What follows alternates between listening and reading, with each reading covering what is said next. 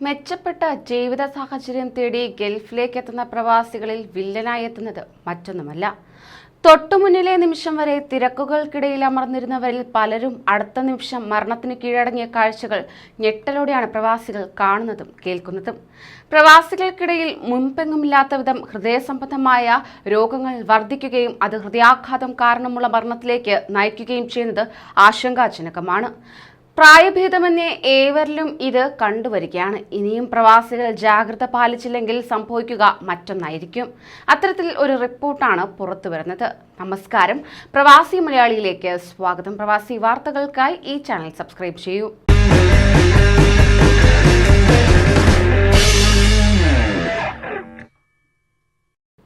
യുഎഇയിലെ ഹൃദ്രോഗികളിൽ 70% ഹൃദയാഘാത ഭീഷണിയിലെന്ന് പഠനം പുറത്ത്. 30,000 ഹൃദ്രോഗികളിൽ നടത്തിയ പഠനത്തിൽ 70%-ലേറെയും ഉയർന്ന കൊളസ്ട്രോൾ മൂലം ഹൃദയാഘാത സാധ്യത കൂടിയ വിഭാഗത്തിൽ ഉൾപ്പെടുന്നതായി കണ്ടെത്തിയിരിക്കുകയാണ്. അബുദാബിയിലെ ക്ലീവ്ലാൻഡ് ക്ലിനിക്കും ഇംപീരിയൽ കോളേജ് ലണ്ടൻ ഡയബറ്റിസ് സെന്ററുമായി ചേർന്നാണ് പഠനം നടത്തിയത്. പഠനത്തിൽ പങ്കെടുത്തവരിൽ ശരാശരി LDL കൊളസ്ട്രോളിന്റെ അളവ് 140 mg/dl ആണ്.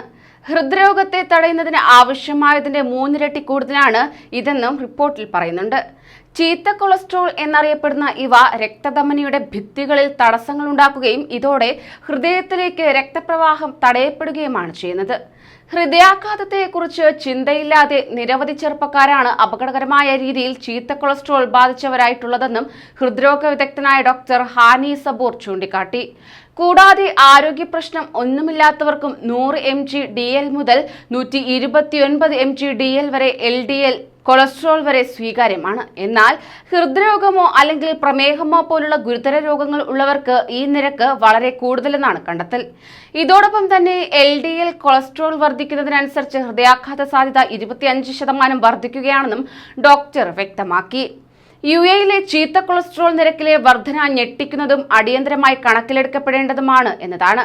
തുടർച്ചയായി ഹൃദയാരോഗ്യ പരിശോധനകൾ നടത്താൻ ഏവരും തയ്യാറാവണമെന്നും ഇതിലൂടെ ജീവാപായം ഒഴിവാക്കാനും യുവതലമുറയെ കൂടുതൽ ഉൽപാദനക്ഷമതരാക്കാനും കഴിയുമെന്നും അദ്ദേഹം കൂട്ടിച്ചേർത്തു. ഹൃദ്രോഗങ്ങൾ വർദ്ധിക്കാൻ പ്രധാന കാരണം പ്രമേഹമാണ് എന്നാണ് വിദഗ്ധർ ചൂണ്ടിക്കാട്ടുന്നത്. അന്താരാഷ്ട്ര പ്രമേഹ ഫെഡറേഷന്റെ കണക്ക് പ്രകാരം യുഎഇയിൽ 10 ലക്ഷം പേരാണ് പ്രമേഹബാധിതരായുള്ളത്. 12 ലക്ഷം പേർ പ്രമേഹത്തിന് മുന്നോടിയായുള്ള അവസ്ഥയിലാണുള്ളത്. രക്തത്തിലെ പഞ്ചസാരയുടെ അളവ് സാധാരണയിലും കൂടുതലായ അവസ്ഥയാണിത്. ഭക്ഷണക്രമങ്ങളിലൂടെയും മരുന്നിലൂടെയും ഉയർന്ന അളവിലുള്ള കൊളസ്ട്രോൾ നിയന്ത്രിക്കാമെന്ന് വിദഗ്ധർ വെളിപ്പെടുത്തുന്നു. അതേസമയം COVID-19 കാലത്ത് ഗൾഫിൽ മലയാളികൾ സ്വയം ജീവനെടുക്കുന്നതും ഹൃദയാഘാതത്തെ തുടർന്നുള്ള മരണവും വർദ്ധിച്ചിട്ടുണ്ട്.